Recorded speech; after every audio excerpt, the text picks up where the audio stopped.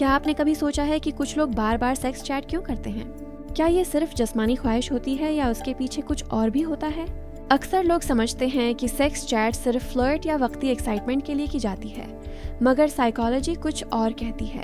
حقیقت یہ ہے کہ بہت سے لوگوں کے لیے سیکس چیٹ صرف سیکس کے بارے میں نہیں ہوتی، بلکہ اس کے پیچھے attention, loneliness, validation, emotional need اور اپنے آپ کو ڈیزائریبل محسوس کرنے کی خواہش ہوتی ہے۔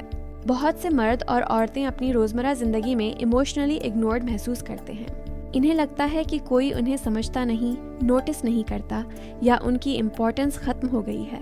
ایسے میں جب کوئی شخص انہیں میسج کرتا ہے، ان کی تعریف کرتا ہے یا ان میں دلچسپی دکھاتا ہے تو ان کے دماغ میں فوراً ڈوپامین پیدا ہوتا ہے۔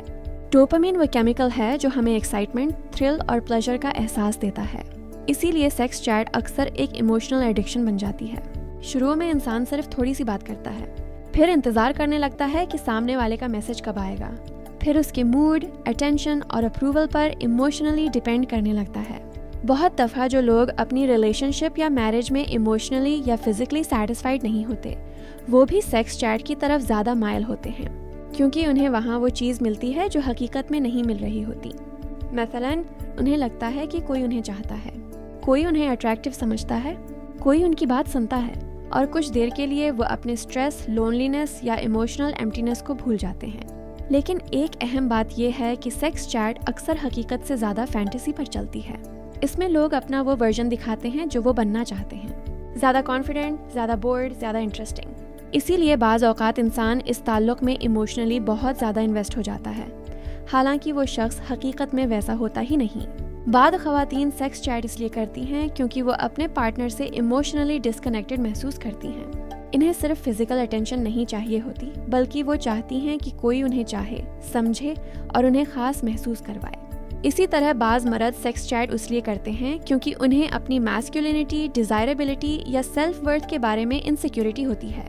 جب کوئی عورت ان میں دلچسپی دکھاتی ہے تو انہیں کچھ دیر کے لیے لگتا ہے کہ وہ امپورٹنٹ ہیں، مگر آہستہ آہستہ ایک مسئلہ شروع ہوتا ہے۔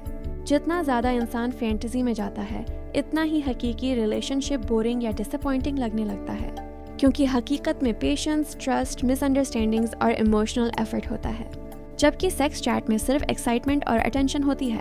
اسی لیے بہت سے لوگ بعد میں گلٹ، کنفیوژن اور ایموشنل ایمٹینس محسوس کرتے ہیں۔